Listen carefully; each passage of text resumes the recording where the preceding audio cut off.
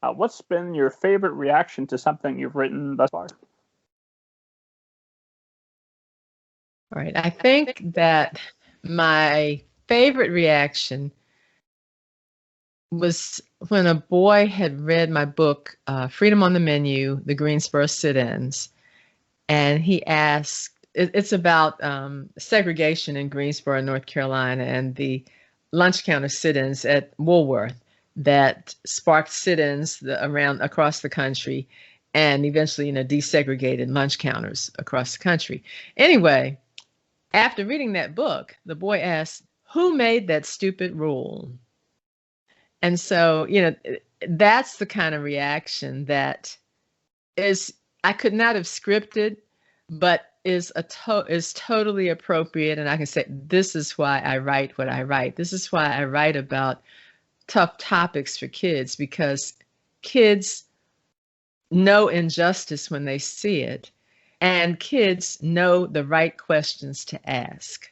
We don't have to be afraid of sharing books about tough topics with kids, because kids can handle it. It's the adults that can't handle it. The adults might not feel that equipped to handle the questions that are going to result, but adults will be fine if we just let kids take the lead, with the questions that they ask, and provide age appropriate answers to those questions. But children want the truth. And they'll find it out. And if we haven't told them the truth, they're angry at us afterwards. Why didn't you tell me about Santa Claus? Well, I like Santa Claus. I have this theory that Santa Claus breaks in children to, everybody conspired to lie to me for years about this thing. What else are they lying about? It's a Right. very powerful lesson early on. It is. It is. Yeah.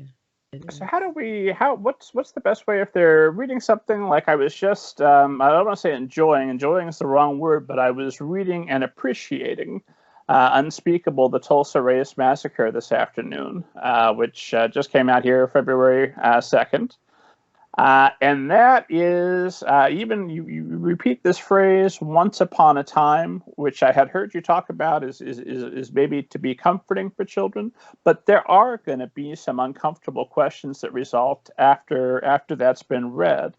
How do you speak to a child about something so terrible without lying to them, but without, just saying, well, the world is darkness, enjoy growing up, How do you answer the questions that are going to come up with a topic like that? Well, it would depend on what the specific question was. But if the question, this is another question that I've gotten after sharing my books, and the question is, well, why did people do that? And I think that's a question that you could probably anticipate that a child would ask after hearing Unspeakable.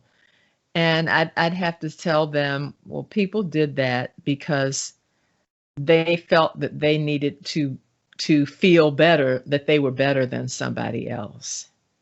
And that in order to feel that way, they had to take things from other people, and the things what they took, sadly, were people's lives on that day and people's homes. But they had that it was very wrong. It was a criminal act, and we must never let hate take us over in that way, to do an act like that. So, I don't know, depending on the age of the child. I mean, these are kids who are 8 to 12. It's for kids 8 to 12. So you might, the simple, most simple response is that the greatest threat to white supremacy is Black advancement, and the community, the Greenwood community of Tulsa, that became known as Black Wall Street, that 1 mile stretch, that business district, was a symbol of Black progress and Black achievement. And the white community felt like they needed to rise up against it and erase it. because they couldn't, it proved that white supremacy was a lie. Now, say you have a child who's 12 years old, and then we say, okay, then this happened a while ago, so I assume that's the past, and that's no longer an issue. But of course, sooner or later, they're going to see the Capitol riot. They're going to see what certain lawmakers are doing to prevent folks from voting right now. How do you answer that question about the continued legacy of that? Well, I think you just tell them that none of this started. Although it didn't start yesterday, it's still going on today. And there's a direct line between the injustices of the past and the injustices that persist and are reincarnating themselves today. So yeah, I would just tell them that the literacy test that Fannie Lou Hamer had to pass back in the 1960s is the same, is cut from the same cloth as the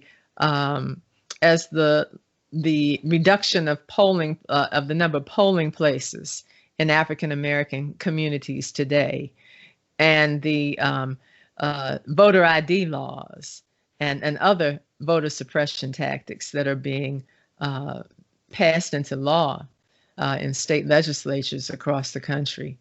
So you can make the connection. You can tell them that the Tulsa race massacre of yesterday is equivalent to, even though it was, the violence was born from the same spirit as the violence that pressed on George Floyd's neck, a knee to his neck for nearly 9 minutes, and the same spirit that attacked the Capitol. That is what happens. These things happen when hate is allowed to be unchecked, and hate when hate doesn't die. So another question this theoretical 12-year-old, I'm imagining, might ask in response to that is, well, this is terrible. What should I do? What can I do to fight back against that? What you can do is to make sure that you're not consuming hate, and also that you are not generating, emanating hate, as well, putting hate out into the world, first of all. So I think the first step is to look within, and then the second step is to recognize these hateful actions when you see them, and not accept lies about them that try to paint them as something other than what they are. So those are two things that that young people can do. Young people can certainly stand up in their own way for other people. Everybody has to choose their own way to do that.